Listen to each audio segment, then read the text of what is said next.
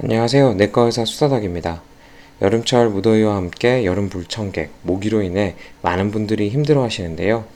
최근 기후온난화로 한국의 날씨가 열대성 기후로 변화하는 것 아니냐라는 주장과 함께 이와 관련해서 모기로 인하여 전파되는 질환도 점차 늘어갈 가능성이 높다고 예상되어 모기와 관련된 질환에 대해 다뤄볼까 합니다. 모기와 관련된 대표적인 질환으로는 말라리아, 일본내염, 댕기열 등 여러 가지가 있는데요. 오늘은 그 중에서도 최근 동남아에서 급속도로 퍼지고 있는 댕기열에 대해서 알아보도록 하겠습니다. 영상 보시기 전에 구독과 좋아요 꼭 부탁드리겠습니다. 댕기열은 모기맥의 감염병으로 댕기 바이러스를 가진 모기에 의해 물려 전파되는 급성 발열성 감염병입니다. 급성으로 열이 나는 그런 감염 질환이라는 이야기인데요. 얼마 전 뉴스에서 동남아에서 댕기열이 급속도로 퍼지고 있다고 합니다. 이런 추세 때문에 세계보건기구 WHO에서는 2019년 세계 건강 10대 위험 중 하나로 이 댕기열을 뽑았고, 우리나라에서는 2000년부터 제4군 법정 전염병으로 지정하여 관리 중에 있습니다. 그동안 우리나라는 국내에서 발생한 환자는 없었고 해외 유입 환자만 보고되어 왔었는데요. 올해는 벌써 보고된 환자가 90명으로 이전과 비교해 매우 증가한 양상을 보이고 있습니다. 다행히 아직까지는 국내에서 발병된 환자는 없는 것으로 알려져 있습니다. 하지만 최근 영종도에서 채집한 모기들에서 댕기 바이러스를 가지고 있는 모기가 발견되었다고 해서 더 이상 한국도 댕기열로부터 완전히 안전하다고 말하기는 힘들 수도 있을 것 같습니다. 물론 이 모기가 국내에서 서식하는 모기가 아니라서 비행기를 통해 국내로 유입되었을 가능성이 높은 것으로 보인다라는 보건복지부 조사 발표가 있었는데요. 이 발표에 따르면 당장에 댕기열이 퍼질 가능성은 높지 않지만 점차 날씨가 더워지면서 열대기후에서 서식하는 댕기 바이러스를 가진 모기가 우리나라에까지 퍼질 가능성도 배제할 수는 없기 때문입니다. 실제로 일본에서도 우리나라와 같이 해외 유입 사례만 보고가 되다가 2014년 도쿄 지역에서 160여 명이 집단 발병한 사례가 있어 이에 대해서 더욱 주의가 필요할 것 같습니다. 동남아에서는 워낙 발생 환자가 많아 익숙한 질환이겠지만 우리나라에서는 상대적으로 이름부터가 낯선 질환일 것으로 생각됩니다. 2010년경에 신정원 씨가 댕기열을 이유로 프로그램 녹화에 불참해서 이슈가 되었었던 적이 있는데요. 당시 결국 댕기열이 아니라는 발표가 있긴 했지만 이때 많은 분들이 댕기열이라는 질환에 대해서 들어보셨을 수도 있을 것 같습니다. 당시에 있었던 사진인데요. 이 사진은 아마도 응급실에서 신정원 씨가 심전도 검사를 하는 모습인 것 같습니다. 댕기열의 최근 상황입니다. 앞서 말씀드린 바와 같이 댕기열이 동남아에서 급증하고 있는데요. 필리핀의 경우 환자가 올해만 약 9만여 명 발생하고 사망자도 400여 명 발생했습니다. 이는 전년 대비 환자 수가 약 80%가량 증가한 것입니다. 또한 인도네시아는 3만 3천여 명이 발생해서 국가적 차원에서 비상대응을 선포할 정도입니다. 또한 그 외에도 태국, 베트남 등에서도 각각 4만여 명, 8만여 명의 환자가 발생했습니다. 우리나라 사람들도 동남아로 여행을 다녀와 올해만 벌써 90여 명이 생겼다라고 말씀드렸는데요. 해외 유입 환자 중에 90%가 동남아가 추정 감염 지역이기 때문에 동남아로 여행을 계획하시는 분들은 이에 대해 미리 알고 가시는 것이 좋을 것 같습니다. 동남아로 여행을 계획하시는 분들은 이 영상을 끝까지 시청하시면 도움이 되실 것 같습니다. 그럼 지금부터는 댕기 바이러스에 감염이 되면 어떤 증상이 나타나는지, 그리고 어떻게 진단하는지, 치료하는지에 대해서도 알아보도록 하겠습니다.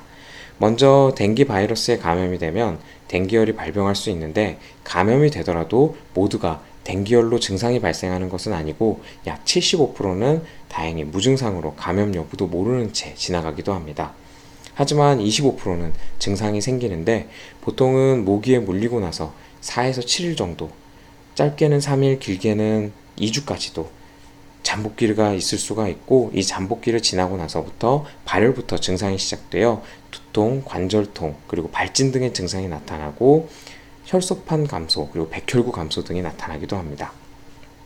이후 열이 떨어지면서 대부분은 회복이 되지만 일부는 지혈하는 역할을 하는 혈소판이 감소하여 이로 인해서 출혈열이 생기기도 하고, 또 일부는 중증 dengu열로 진행해서 전체 환자 중 약 5% 정도에서는 사망에 이르기도 합니다. 이 경우 조기에 치료를 시작할 경우 사망률을 1%까지 낮출 수도 있고, 늦게 치료를 시작할 경우 사망률이 20%까지 오를 수도 있다고 알려져 있어 빠른 진단과 빠른 치료 시작이 중요하다고 할 수 있겠습니다. 그렇다면 이러한 dengu열을 언제 의심해야 하느냐가 좀 궁금하실 텐데요. 동남아에 다녀와서 열이 나면 모두 dengu열을 의심해야 하느냐라고도 생각하실 수도 있습니다. 하지만 먼저 dengu열을 진단하는 데에는 이 여행력이 매우 중요합니다. 동남아 등 dengu열이 유행하는 곳으로 여행을 다녀온 사람이 열이 나고 피부 발진이 있는 경우에는 dengu열과 같은 질환을 강하게 의심할 수가 있습니다. dengu열의 증상 중 두통, 관절통 등은 그 자체만으로 어떠한 질환을 의심할 만한 증상이라고 보기는 힘들고, 열이 나면 이로 인해서 2차적으로 생길 수도 있는 증상이기 때문에 이러한 증상만으로는 진단하는 것이 어렵습니다. 하지만 혈소판 감소로 인한 발진이나 점상출혈, 점막출혈 등은 상대적으로 dengu열에서 다른 여러 질환들과 구분되는 특징이기 때문에 이러한 증상이 있다고 하면 조금 더 dengu열을 의심할 수 있는 것입니다. 실제로 환자 진료 시에 dengu열을 의심한다고 할 경우 토니켓 테스트라는 것을 시행하기도 하는데요. 일반적으로 혈압을 재는 방식으로 dengu열 환자의 팔에 혈압을 측정하게 되면, 이 혈압을 재기 위해서 팔에 감고 있는 그 커프로 공기가 압박이 될 때 환자의 상태가 혈소판 감소 등이 있는 상태라고 한다면 공기가 압박되는 부위에 점상출혈이 생기는 것입니다. 사진에서 보면 토니켓을 감아 압박을 가했던 쪽에 점상출혈이 생겼음을 확인할 수 있는 모습입니다. dengu열에서 특징적인 소견이긴 하지만 이것만으로 dengu열을 확진할 수는 없습니다. 여러 질환들 중 의심할 만한 질환을 제한시켜 줄 뿐 다른 질환에서도 혈소판 감소로 이런 식의 점상출혈이 일어날 수도 있고, 반대로 dengu열 환자에서 이런 의심할 만한 소견이 나타나지 않는 경우가 있을 수도 있기 때문입니다. 그래서 dengu열을 정확하게 확실하게 진단을 하려면 피검사를 해서 혈액에서 dengu열에 대한 항체를 확인하거나 직접 바이러스를 확인하는 방법밖에는 없습니다. 실제로 제가 치료했던 dengu열 환자분에 대해서 말씀을 드리자면, 이분은 사업차 필리핀에 2주간 다녀왔던 분인데 한국으로 돌아오기 전날에 숲 같은, 그런 풀숲 같은 곳에 들어가셨다고 하더라고요. 들어갔을 때 당시에는 모기에 물리거나 곤충에 물린 기억은 없다고 하셨는데, 한국에 들어와서 특별히 다른 증상은 없고 갑자기 열이 나서 병원에 오셨던 분입니다. 물린 기억은 없다고 하셨는데 그래도 혹시나 하는 생각에 몸을 여기저기 이제 확인을 해봤는데 종아리 뒤쪽에 무언가 물린 듯한 자국이 있었고요. 모기에 물린 것 같은 그런 모양이었고, 그래서 기본 피 검사를 하면서 여행력을 고려해서 dengu열 검사도 같이 했는데 방문 시에 혈압을 측정했던 곳에 경계가 그어지는 점상출혈이 생겼었습니다. 그래서 더욱 dengu열 같은 질환일 수도 있겠다 하고 생각을 했었는데, 실제 피검사 결과에서 dengu열이 확인이 되었고 다행히 일찍 병원에 오셨던 분이라 별 문제 없이 치료를 받고 퇴원하셨던 분이 계셨습니다. 그렇다면 이러한 dengu열을 예방하는 방법은 없을까요? 여행 전에 예방접종을 하고 가서 예방할 수 있다면 좋을 텐데 말이죠. 그런데 이전에 실제 dengu열 백신이 개발이 되었었던 적이 있습니다. 하지만 부작용으로 중증 dengu열을 유발하는 경우도 있고 백신을 맞은 환자가 사망에까지 이르게 된 그런 정황이 의심되는 경우가 있어서 현재 이 예방접종은 더 이상 시행하지 않고 있습니다. 그런데 최근에 워낙에 dengu열이 퍼지고 있어 다시 이 백신을 사용해야 되는지에 대한 여부가 동남아에서 고려가 되고 있다라고는 하지만 현재까지는 백신을 사용하지 않는다는 게 지금 현재까지의 상황입니다. 그래서 현재로서는 모기에 물리지 않도록 미리 예방하는 것이 유일한 dengu열의 예방 방법입니다. 어두운 색의 반팔, 반바지보다는 밝은 색의 긴팔, 그리고 긴 바지를 착용하는 것이 모기에 물리지 않도록 예방하는 데 도움이 된다고 하는데요. 하지만 동남아에서 이러한 복장은 쉽지 않으실 테니 가급적 모기가 많은 풀숲 등은 피하시고, 가능하다면 뿌리는 모기 기피제나 모기 퇴치제 등을 사용하시는 것이 방법일 수 있겠습니다. 다만 모기 기피제의 경우 허용량 이상으로 사용하거나 눈이나 그리고 입, 상처 부위 등에 사용할 경우에 해로울 수가 있으니 사용에 주의하셔야지 되고, 사용한 후에는 깨끗하게 몸을 씻어서 남아있는 기피제가 없도록 하는 것이 중요합니다. 또한 모기 퇴치제도 사람이 다량으로 노출된 경우 좋지 않을 수가 있기 때문에 사용하실 때는 가급적 사람이 없을 때 사용을 하시거나 사용 후에는 환기를 꼭 시켜주는 것이 중요합니다.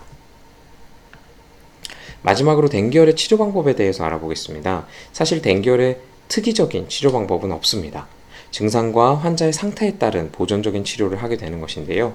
예를 들어 열이 나게 되면 열이 떨어질 수 있도록 해열제를 투여를 하고, 열이나 두통, 그리고 구토 등의 증상으로 인해서 식사를 못한다거나, 아니면 열이 나면서 수분 보충을 충분히 하지 못해서 탈수가 일어난다라고 할 경우엔 수액으로 수분 공급을 하거나 영양 공급을 할 수도 있고, 혹시나 환자의 증상이 악화가 돼서 쇼크 등이 발생할 경우엔 이에 대한 쇼크에 대한 처치 등을 할 수가 있는 것입니다. 댕기열의 경우엔 대부분 금방 별탈 없이 회복이 되지만 진단이 늦어질 경우 위험한 상황이 생길 수도 있어 조기에 의심하고 진단하여 치료하는 것이 중요합니다. 따라서 동남아 등의 댕기열 위험 지역에 여행을 다녀온 지 2주 내외에 열이 난다라고 한다면 반드시 근처 병원에 방문하여 의사선생님과 상의하시고 진료 시에 꼭 해외여행 다녀온 것을 말씀하셔야지 됩니다. 오늘은 최근 동남아에서 급격하게 유행 중인 댕기열에 대해서 알아보았습니다. 대부분 큰 문제 없이 호전되나 치료 시기를 놓치게 되면 중증으로 진행하여 치명적인 결과가 나올 수도 있으니 발열 혹은 출혈 등의 소견이 있을 경우 꼭 근처 병원에 방문해야 한다는 것과, 그리고 진료 시에는 의심을 해야 진단할 수 있는 질환이기 때문에 결정적 단서가 되는 해외 여행력에 대해서 꼭 기억하고 말씀하셔야지 된다는 것, 혹시라도 의사선생님이 묻는 것을 하지 않으셨을 경우에라도 먼저 꼭 이야기해야 된다는 것, 이 두 가지를 기억하시기 바라고 오늘 영상은 이것으로 마치도록 하겠습니다. 지금까지 제 영상이 도움이 되셨다면 좋아요와 구독 꼭 부탁드리도록 하겠습니다. 감사합니다.